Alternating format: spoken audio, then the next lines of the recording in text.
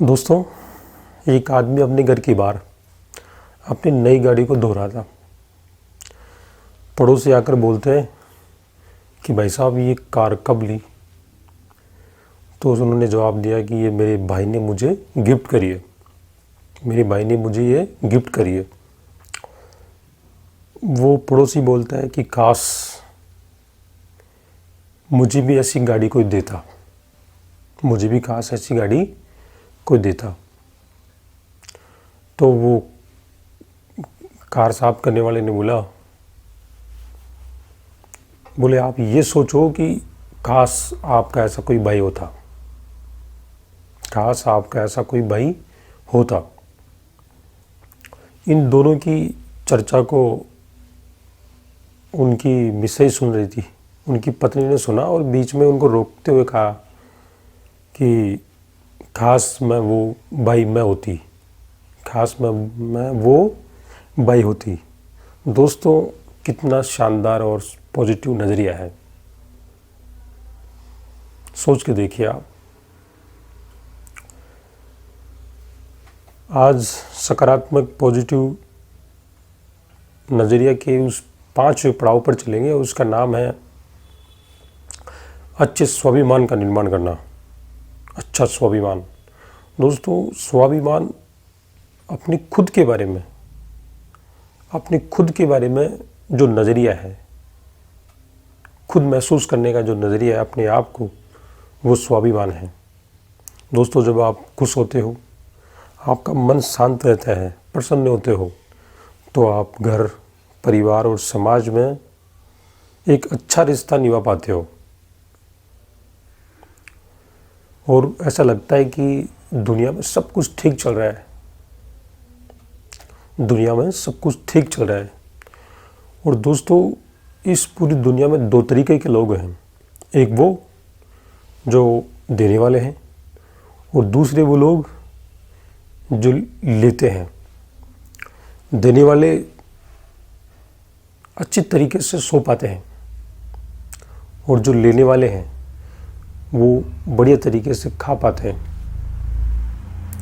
देने वालों में एक ऊंचे दर्जे का आत्मसम्मान होता है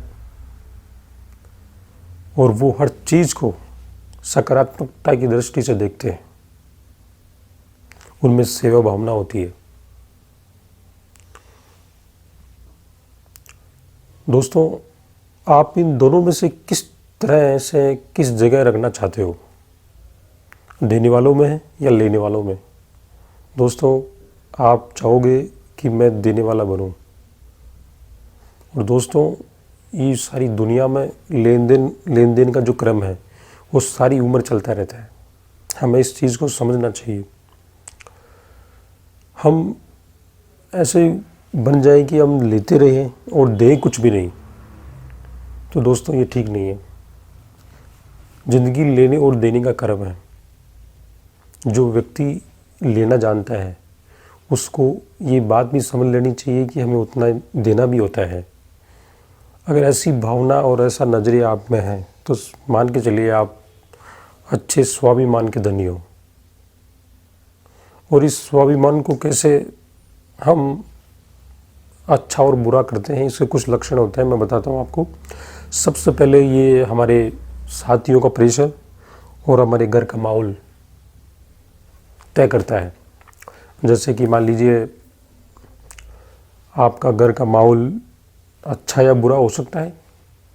साथियों का दबाव, साथी अच्छे हो सकते हैं और साथ ही साथ अगर मान लो दोनों का साथियों का दबाव, आपकी हेल्प करने वाले और घर का माहौल अगर अच्छा है तो आप यकीन करिए कि आपका स्वाभिमान, आपका सम्मान उससे बढ़ेगा और आप एक सम्मानित व्यक्ति महसूस करोगे। दूसरी तरफ जब आपके परिवार में जब आपकी परिवार के सदस्य एक दूसरे से कुत्ते बिल्लियों की तरह झगड़ा करते हो और आपके साथियों का दबाव कुछ इस तरह का है कि वो आपस में इतनी चीज़ों को बढ़ा घटा कर कहते हैं कि वो चीज़ें बिगड़ने लगती है, तो ऐसे माहौल में आपका जो स्वाभिमान है वो नीचे गिरता है। दूसरा, जीवन में ऐसी बहुत सारी घटनाएं होती हैं जिससे कि हमारा आत्मसम्मान और स्वाभिमान उनसे तय होता है। मान लीजिए किसी के साथ बचपन में कुछ घटना हुई हो और वो आज भी 40, 50 और 55 साल की उम्र में भी उन चीज़ों को भुला नहीं पा रहा। दोस्तों गौर करिए, उन चीज़ों को भुला नहीं पा रहा तो आप यकीन करिए उनका आत्मसम्मान कम होगा, लो होगा। और जिन लोगों के साथ जीवन में अच्छी चीज़ें हुई है तो उनका आत्मसम्मान थोड़ा ठीक रहेगा। और तीसरा कारण, आपकी असफलताएं। अगर मान लीजिए जीवन में बार बार असफलताओं के साथ आपका सामना हो रहा है तो इससे आपका आत्मसम्मान नीचे आएगा। और जब आप दूसरी तरफ धीरे धीरे जैसा आपको सफलताएं मिलने लगती है तो आपका आत्मसम्मान बढ़ता है, आत्मसम्मान बढ़ता है। उसके बाद आगे बढ़े, बॉडी लैंग्वेज, बॉडी इमेज। मान लो आप दिखने में ठीक नहीं हो, आपको लगता है कि आपका कलर काला है, आप थोड़े मोटे हो, औरों की तरह गुड लुकिंग नहीं है आप, तो आप में ये हीन भावना पैदा होती है कि यार मैं उनकी जैसा नहीं हूँ, उनकी तरह मेरी बॉडी नहीं है। तो आप में ये आत्मसम्मान, खुद को जो देखने का नज़रिया है वो थोड़ा नीचे जाएगा और उससे आपका आत्मसम्मान गिरेगा। और इससे, और दोस्तों दिमाग में ये रखिए कि हर आदमी अलग है, हर आदमी यूनिक है, उनका एक अलग ढांचा है शरीर का और आपका अलग है। तो आप उससे कंपेयर ना करें। जब आप कंपेरिजन करते हो तो उससे क्या होता है कि तनाव पैदा होता है और ये तनाव आपको अपने ही नज़रों में नीचे गिरा देता है।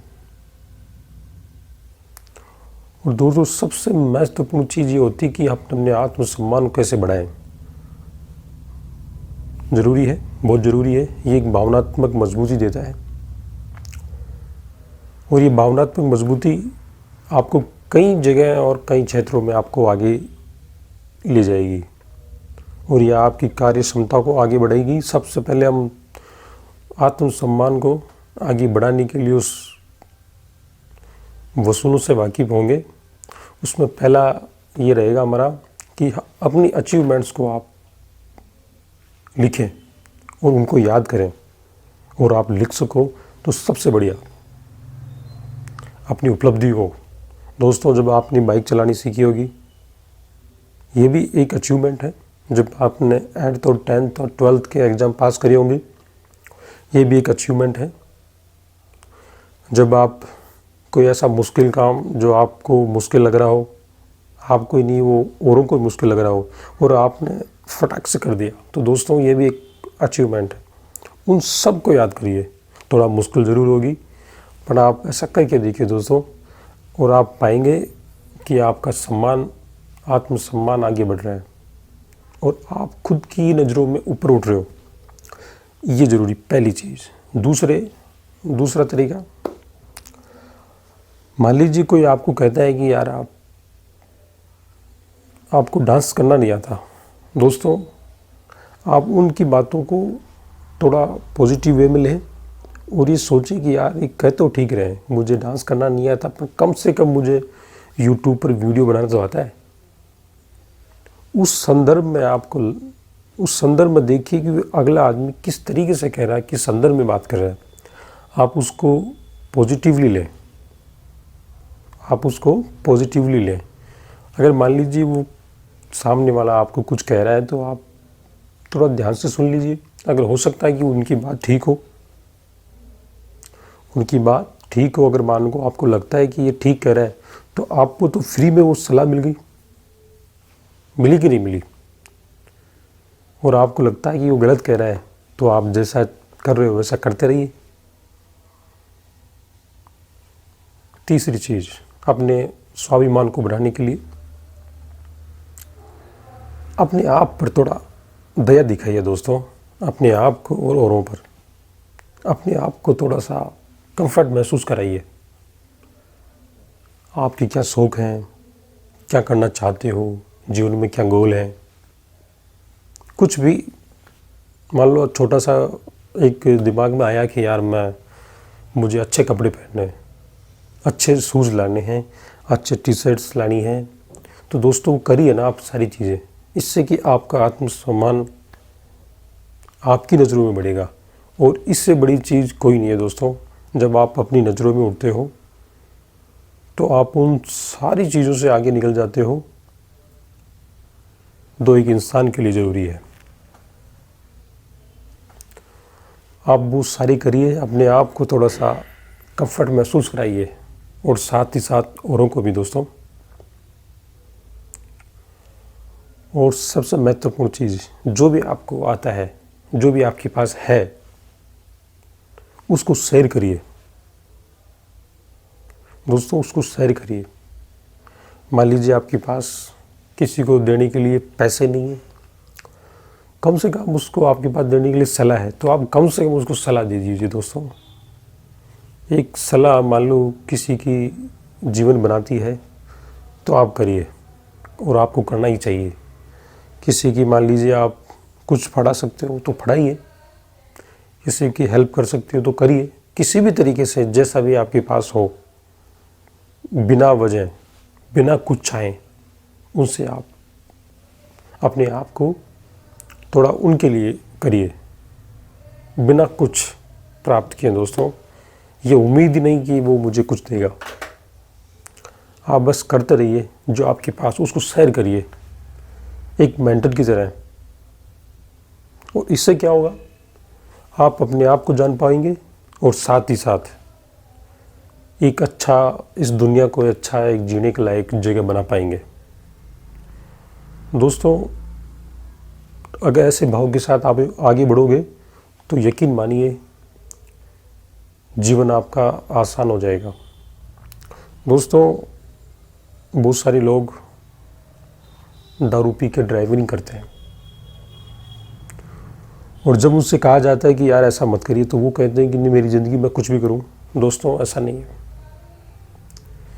ये चीज़ मेरी ज़िंदगी में कुछ भी करूं, इस लाइन ने लोगों का ज़िंदगी बर्बाद कर दिया।